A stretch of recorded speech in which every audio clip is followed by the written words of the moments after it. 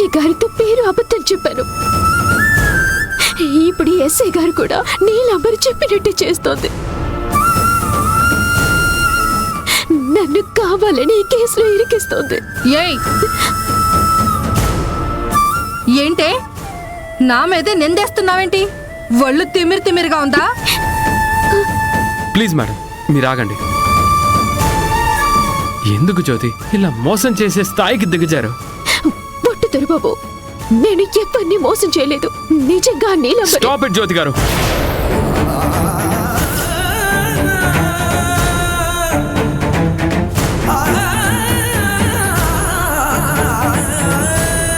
నీలాంబరి అంటే నీకు మంచి చేయాలని చూస్తుంటే నువ్వు తనని తప్పుగా అర్థం చేసుకుంటున్నావు. తను నీకోసం ఏకంగా లాయర్ని పంపించింది. గంటలో బయట ఉండేలా చూడమని రిక్వెస్ట్ చేసింది. అవన్నీ నీలాంబరి ఆడుతున్న డ్రామాలు దొరబాబు. ఆ నాటకాలు చూసి మీరు మోసపోకండి. ఇక చాలు. మరి మీ శారదమ్మ తప్పు చేసి పారిపోయింది, నిన్ను ఇరికించింది. మరి అదేంటి? శారదమ్మ ఎక్కడికి పారిపోలేదు, ఊరు వెళ్ళింది.